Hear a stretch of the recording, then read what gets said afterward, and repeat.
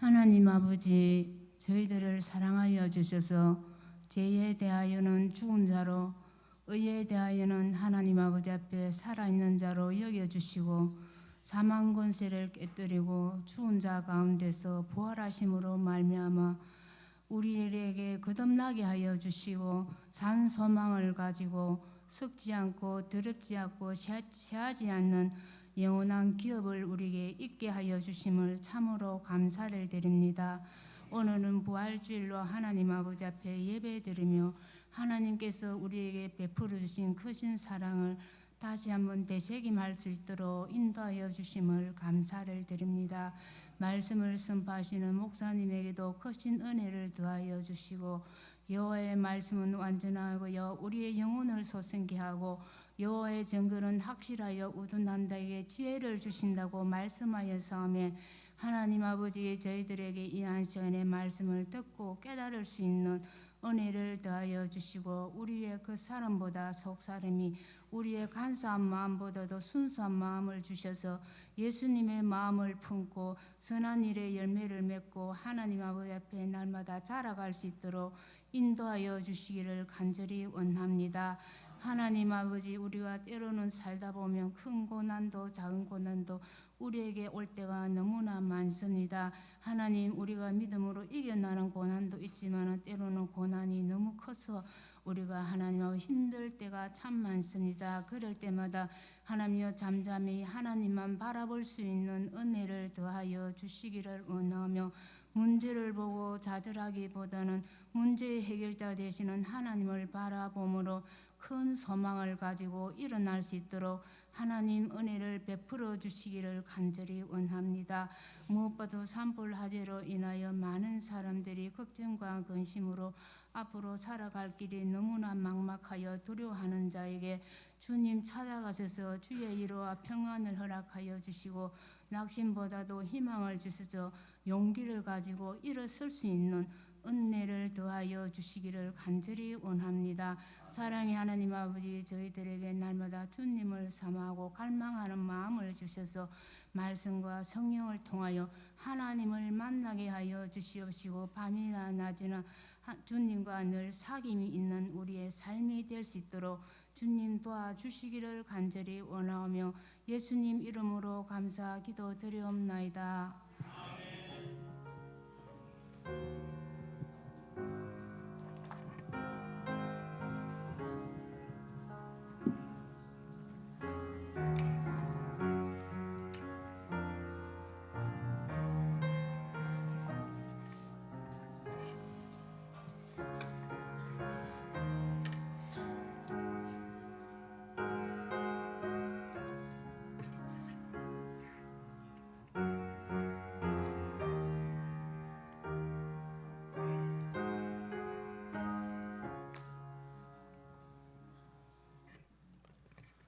찬송가 160장입니다.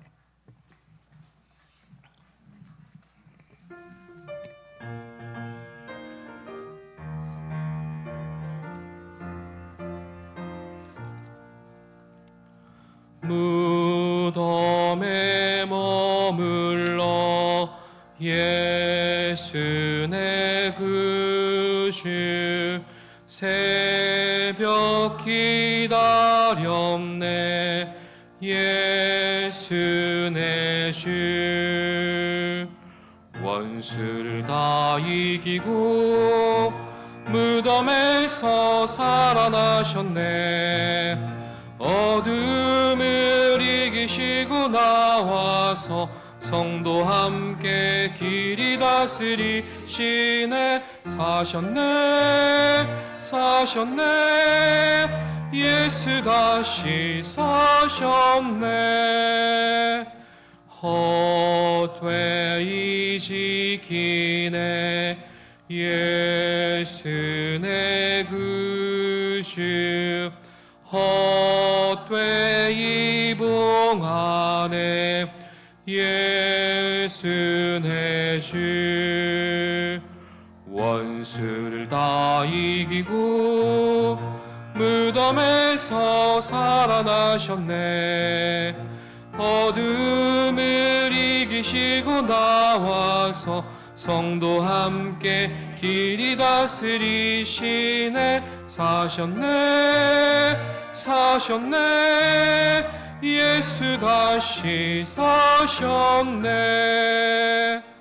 거기 못 가두네 예수 내 구주. 우리를 살리네 예수 내 주. 원수를 다 이기고 무덤에서 살아나셨네. 어둠을 이기시고 나와서 성도 함께 길이 다스리시네. 사셨네 예수 다시 사셨네. 이 시간 우리에게 주시는 말씀은 고린도전서 15장 1절로부터 11절까지의 말씀입니다. 고린도전서 15장 1절로부터 11절, 신약 282쪽입니다.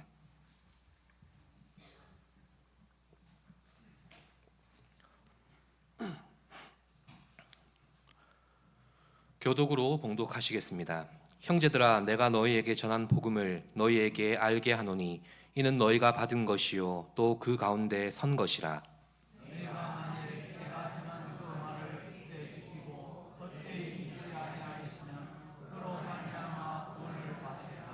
내가 받은 것을 먼저 너희에게 전하였노니 이는 성경대로 그리스도께서 우리 죄를 위하여 죽으시고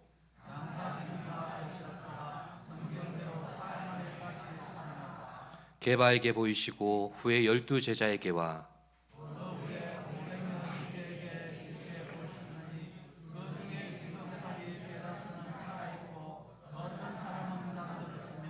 그 후에 야고보에게 보이셨으며 그 후에 모든 사도에게와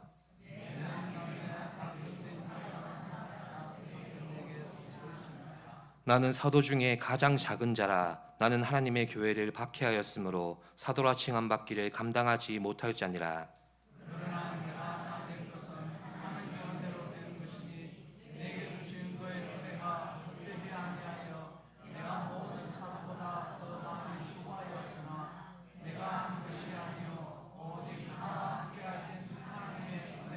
함께 보십니다. 그러므로 나나 그들이나 이같이 전파하매 너희도 이같이 믿었느니라. 아멘. 기도드립니다.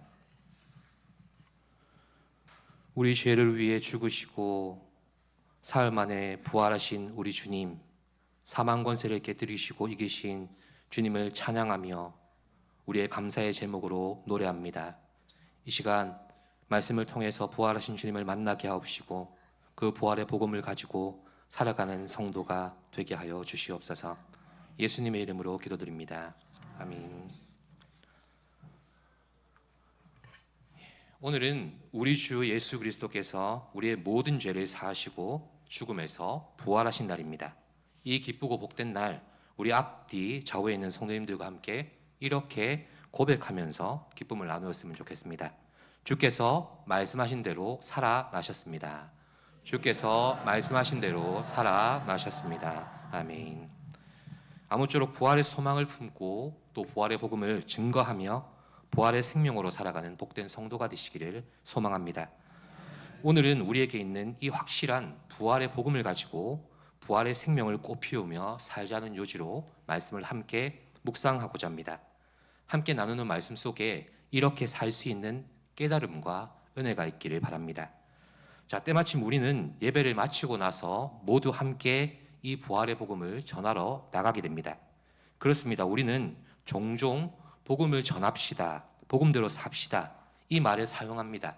그렇다면 우리가 전하고자 하는 복음이란 과연 무엇입니까?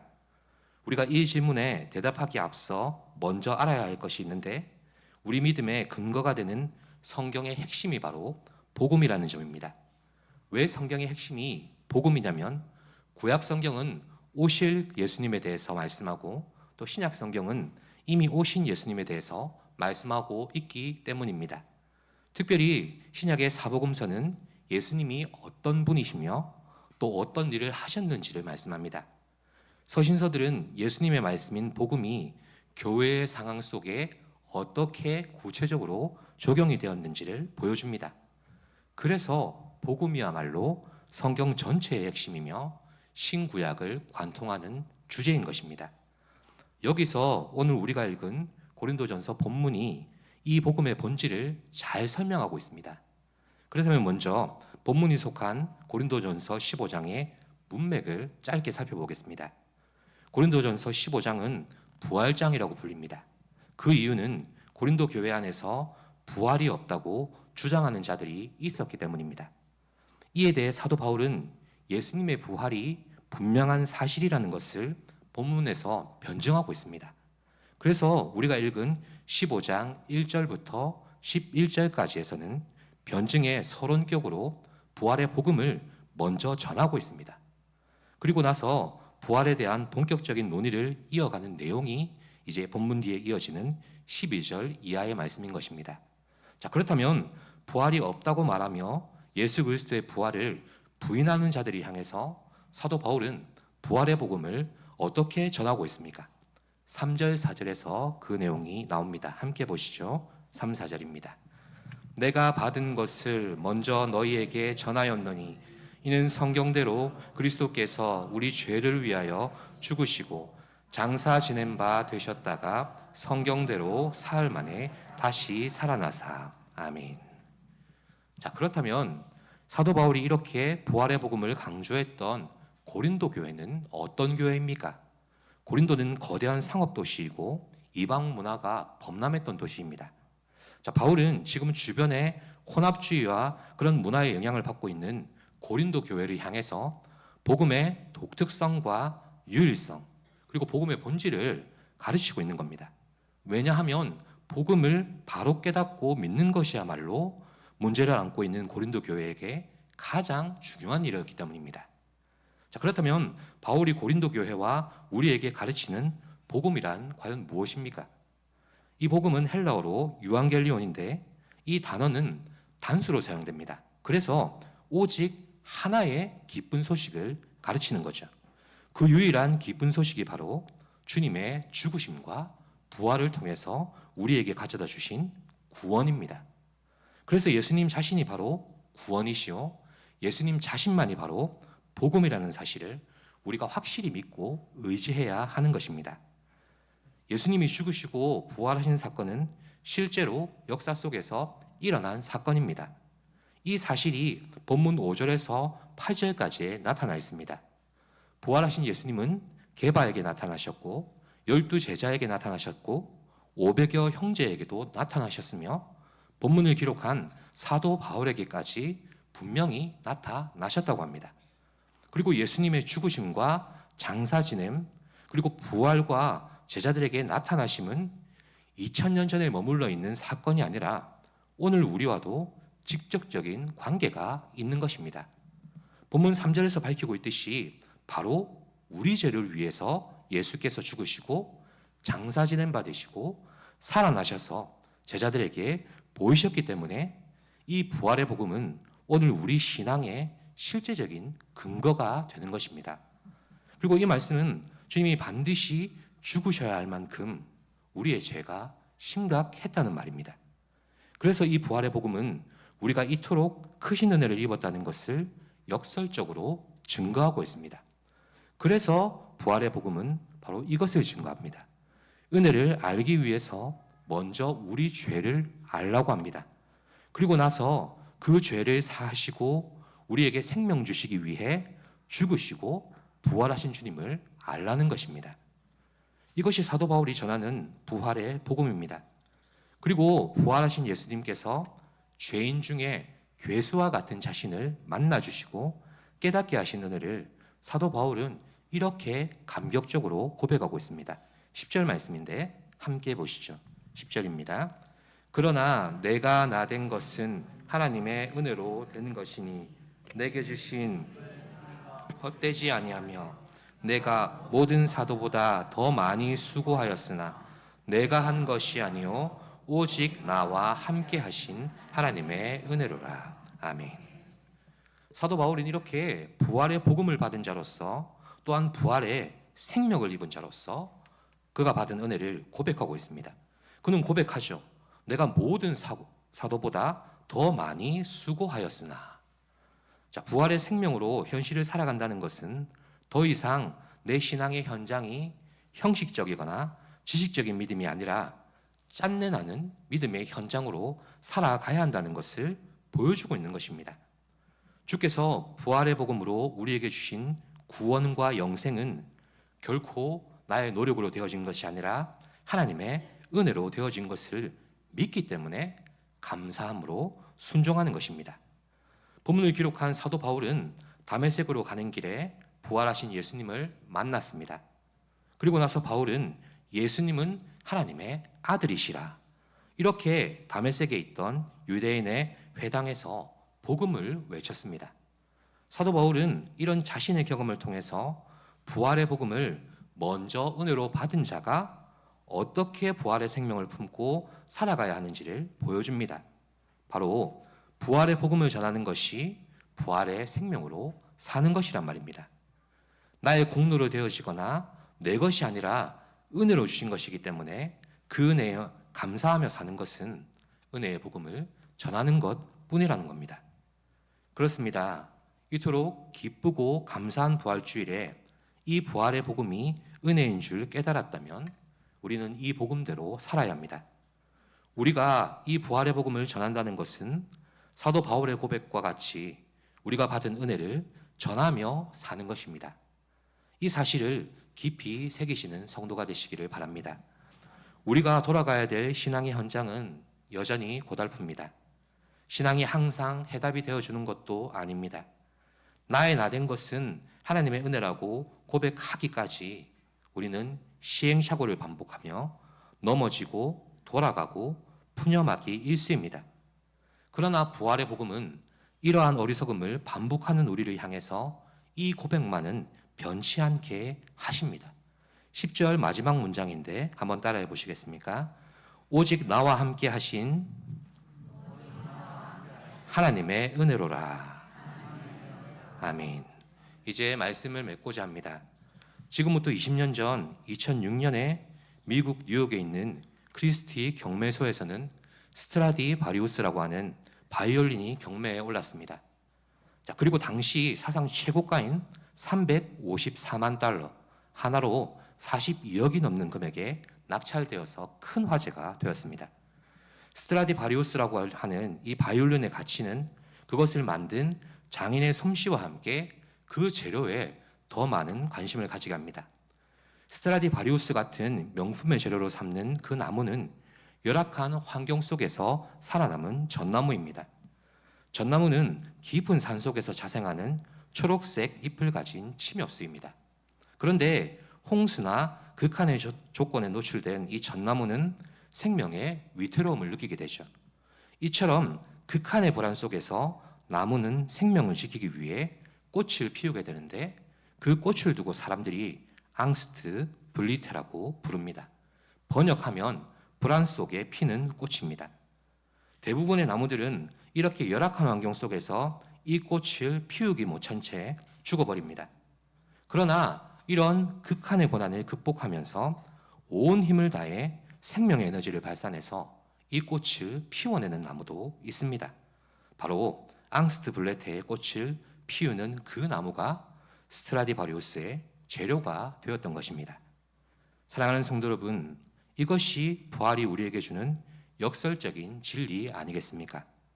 쉽지도 않고 끝도 보이지 않지만 믿음으로 주어진 현실을 살아내야 하는 우리 성도는 오히려 이 불안 속에서 역설적이게도 부활의 소망으로 꽃 피는 것입니다.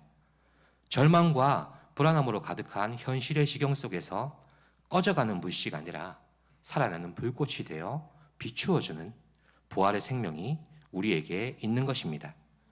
우리에게 주어진 믿음의 현장이 어떠할지라도 부활의 복음을 은혜로 품고 확신 있게 전하며 앙스트 블리테로 피어나는 그런 복된 성도가 되시기를 축복합니다. 기도하겠습니다.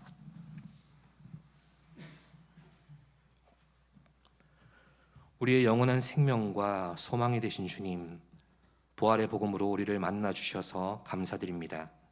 우리 죄를 위하여 죽으시고 부활하신 주님, 이토록 큰 은혜를 입은 죄인이 바로 우리 자신임을 고백합니다. 이제 이 은혜로 말미암아 부활의 생명을 품고 우리 각자에게 주어진 믿음의 현장으로 나아갑니다. 그곳에서 부활의 꽃으로 피어나 이 복음을 전하게 하옵소서. 사망 권세를 깨뜨리시고 부활하신 우리 주 예수 그리스도의 이름으로 기도드립니다. 아멘. 찬송가 488장입니다.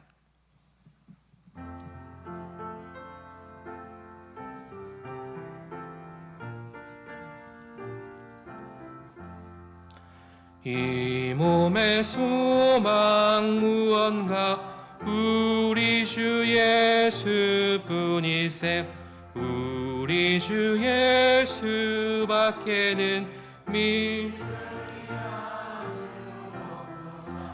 주 나의 반석이시니 그 위에 내가 서리라. 그 위에 내가 서리라. 무섭게 바람 부는 밤 물결이 높이 설렐 때 우리 주 크신 은혜에 소망에 닫혀주리라. 주 나의 반석이시니 그 위에 내가 서리라. 그 위에 내가 서리라. 세상에 믿던 모든 것 끊어질 그날 되어도 우주의 언약 미사와 내 소망 더욱 크리라. 주 나의 반석이시니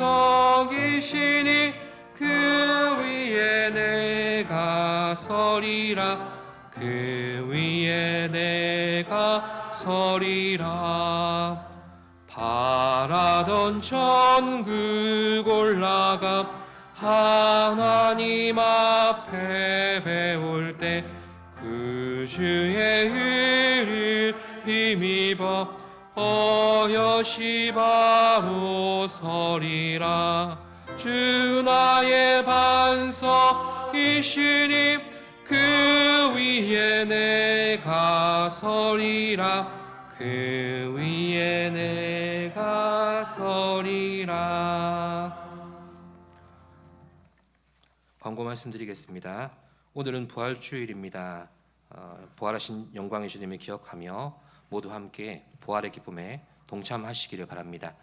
5예배를 마친 후에 모두 함께 전도하는 시간을 가지겠습니다. 전도에 참여하실 분들은 예배 후 그 자리에 그대로 남아 주시기 바랍니다. 일요전도의 헌신 예배가 다음 주일 오후 예배 드립니다. 김부정 장로님 가정에서 가오리회 찬주해 주셨고 백동선 권사님께서 감사떡을 찬주해 주셨습니다. 김혜경 권사님 강단 헌화와 스텐 국그릇 150개 기증해 주셨습니다. 성명 권사님 입원하셨습니다. 뇌경색으로 진주 하늘병원에 계십니다. 회복을 위하여 함께 기도해 주시기 바랍니다. 진주남로의 정기노회가 이번 주 목요일 오전 10시 사천읍교회에서 열립니다. 목사 총대로는 김진성, 김대현, 장로 총대로는 김부정, 이명렬, 최양길 이렇게 참석하시겠습니다.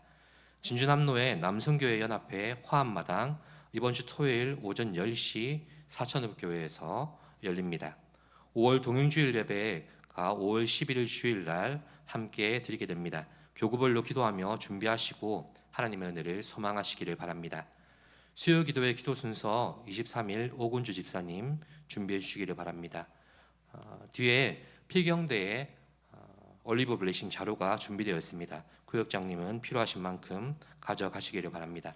다음 주일 오후 예배 후에 정기당회로 모이도록 하겠습니다. 축도하겠습니다. 주 예수 그리스도의 은혜와 영원 무궁하신 하나님의 사랑과 성령님의 교통하심과 인도하심이 부활의 복음을 품고 부활의 생명으로 피어나기를 소망하는 이곳에 모인 모든 주의 백성들 가운데 영원토록 함께 하시기를 간절히 축원하옵나이다. 아멘.